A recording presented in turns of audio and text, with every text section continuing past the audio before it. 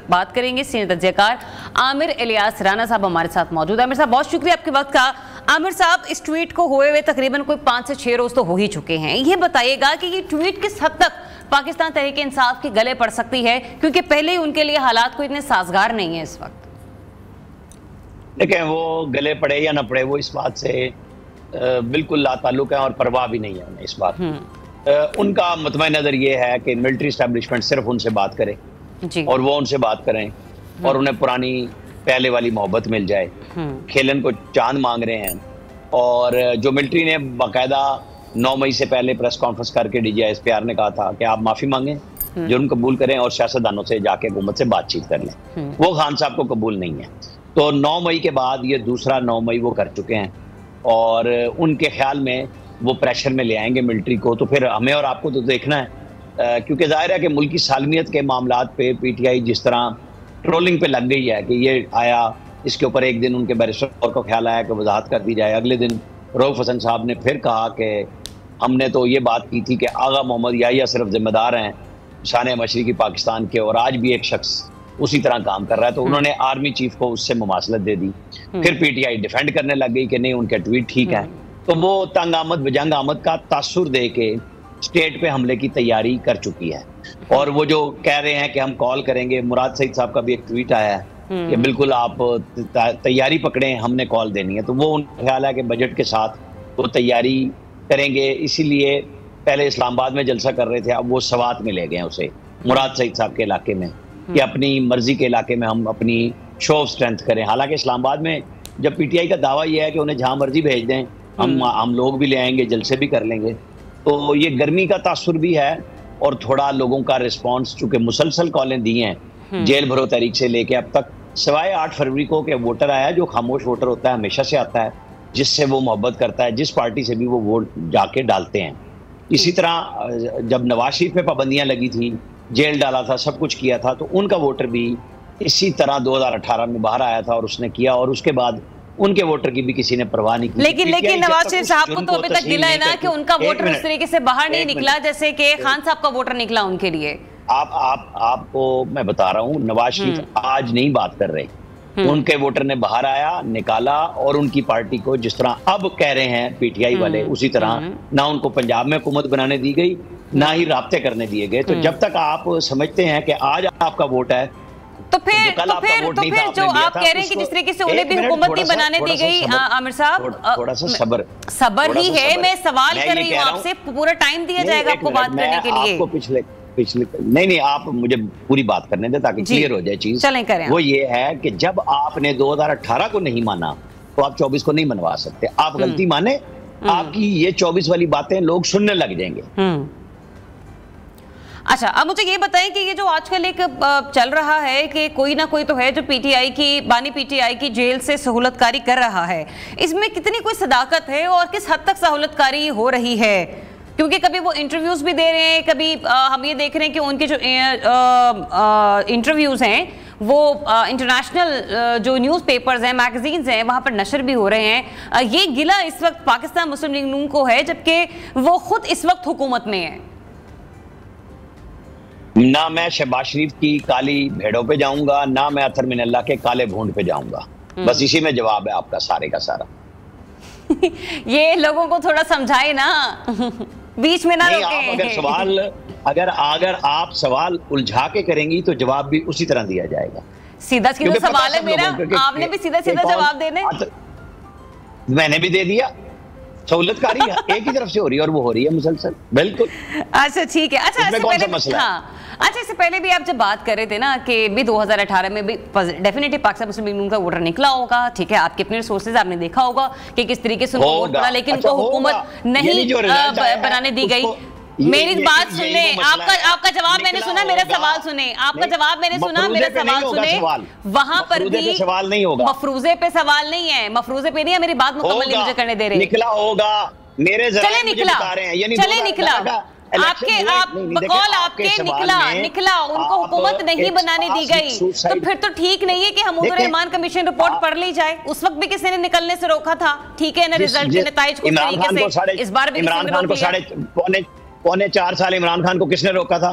जब वो कहते थे जनरल बाजवा जनाब मेरी हुकूमत चला रहे हैं, मिलिट्री डिप्लोमेसी भी कर रहे हैं, इकोनॉमिक डिप्लोमेसी भी कर रहे हैं, इन सारा जमहूरियत पसंद कोई नहीं है। आप मुझे बताएं क्यों नहीं आप बोलती कि पौने 4 साल वो जिस शख्स की तारीफ करते रहे उसे गालियां दे रहे हैं। तो उस पौने 4 साल में मरीम नवाज साहिबा की भी तो ट्वीटें हैं इसी मामले पर। एक मिनट, आप एक तरफ की बात करें फिर दूसरे का सवाल कर लें। आपको जवाब अच्छा पसंद नहीं लगता क्योंकि आपने आज मैंने पहली दफा जवाब कोई अच्छा नहीं होता, जवाब होता है। हुआ होगा नहीं 18 मैंने ये नहीं कहा कि इलेक्शन हुआ होगा, मैंने नताइज के हवाले से बात की है आमिर इलियास राणा साहब।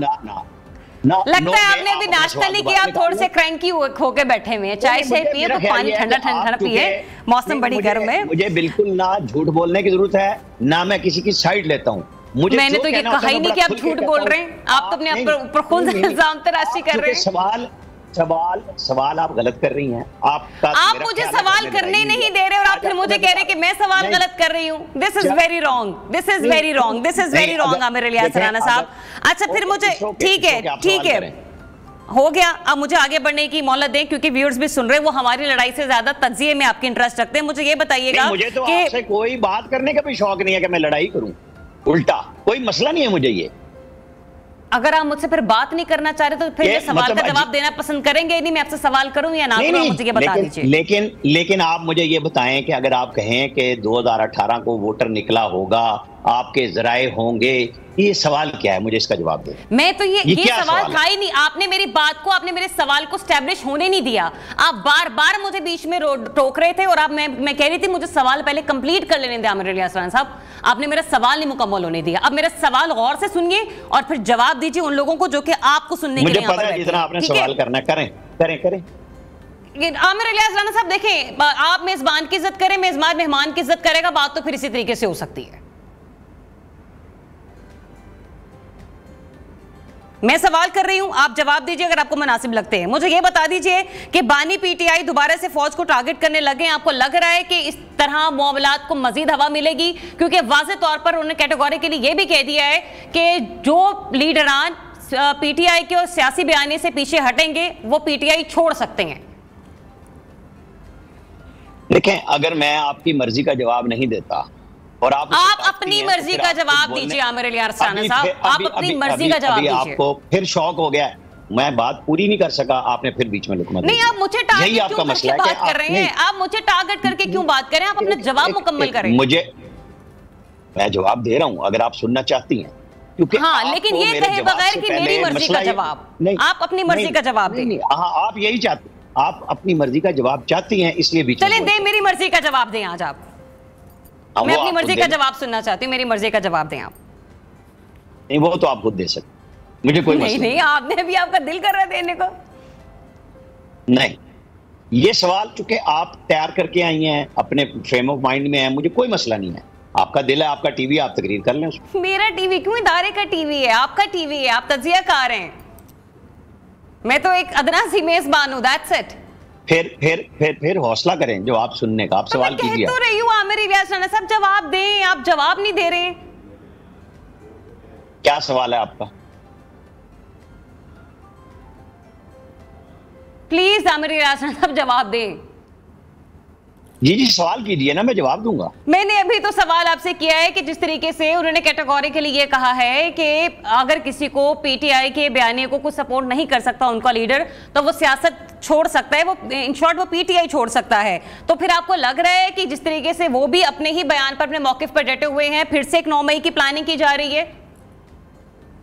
मैंने तो स्टार्ट ही प्रोग्राम यहीं से किया था कि वो एक और 9 मई करने जा रहे हैं और उनको ये जरूरत ही नहीं है कि जो छोड़ सकता है, उन्हें तो जिसको निकालना हो वो मैसेज कर देते हैं, वो जीरो हो जाता है। पार्टी के अंदर शेर अब्दुल मरवत के लिए 2 मैसेज किए, वो खुद ही साइड पे हो गए, सबसे बड़े हीरो थे पूरे इलेक्शन के, और उनको जीरो कर दिया। खान साहब कभी किसी को लीडर बनने के लिए तैयार ही नहीं है कि कोई देख सके, इसीलिए तो उन्होंने पंजाब में बुजदार ढूंढा था। पंजाब में अगर वो उनके पास बड़े बड़े काबिल लीडर थे, उन्होंने एमपीए में से किसी को नहीं बनाया, बल्कि उन्होंने बुजदार निकाला जो पूरी पंजाब का बट्ठा पेड़ा गर्क करके चला गया और सबसे पहले पार्टी भी छोड़ गया। ये थी उनकी काबिलियत, कप्तान की तलाशी की लोगों की, कि जी उनको ये पता है कि वो बड़ी अच्छी टीम चुनते हैं। ये थी उनकी काबिलियत कि उन्होंने 2 साल बाद कहा कि मेरी सबसे बड़ी गलती है कि मैं फौरन IMF के पास नहीं गया।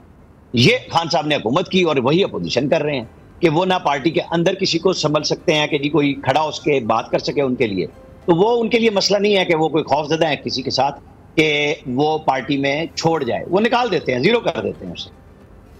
ठीक। अच्छा, मतलब ये भी बताइए कि सुप्रीम कोर्ट ऑफ पाकिस्तान ने अपने माजी में होने वाली गलतियों को तस्लीम किया, हमने देखा बहुत सारे केसेस में। तो सुप्रीम कोर्ट ने यह भी कहा कि एक सियासी पार्टी ने इंट्रा पार्टी इलेक्शन नहीं करवाए तो ये फैसला इंसाफ की बुनियाद पर हुआ है। मगर अब ये मामला कहां से उठ रहा है कि बरतानिया भी इस मामले में इंटरवीन कर रहे हैं? मतलब बरतानिया के क्या इसमें इंटरेस्ट हो सकते हैं?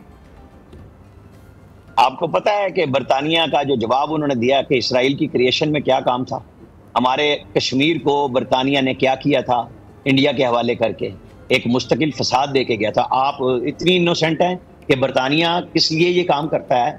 लॉरेंस ऑफ अरेबिया से लेके आज तक वो करते ही यही हैं कि मुसलमानों के अंदर तकसीम पैदा करें। ये उनकी पॉलिसी है, ये उनका राइट है, वो एक सॉवरेन कंट्री है। हमारा काम है हम अपना जवाब दें और हमारी हुकूमतों को, हमारे इदारों को बिल्कुल भी किसी के मसलियत में नहीं आना चाहिए। सिफारतकारों को अपनी सिफारतकारी की हदूद में रहना चाहिए, उन्हें सियासत में दखल नहीं देना चाहिए, और यही चीफ जस्टिस ऑफ पाकिस्तान ने जवाब दिया है। उस पर किसी को इतराज हो सकता है कि वो खुद जवाब देने के बजाय फॉरेन ऑफिस से खत लिखवा देते, ये बात हो सकती है, लेकिन तो उस फिर खत के हमारा मंदरजात से फॉरेन क्या ऑफिस इख्तिलाफ इस है? मामले में क्यों एक्टिव नहीं हुआ? फिर हमारे फॉरेन ऑफिस का मसला बनता था, उनको जवाब देना बहुत ज्यादा जरूरत है। हमारे वजीर खारजा फिर कहां पर है? बिल्कुल, बेगर्स आर नॉट चूजर्स, इसीलिए खामोशी थी। ठीक है, बहुत शुक्रिया आपका आमिर इलियास राना साहब, तजियाकार हमें ज्वाइन किया हुआ था। उन्होंने इस वक्त मुल्क की सियासी सूरत हाल पर तजिया आपने उनका सुना। एक छोटी सी ब्रेक लेने का कहा।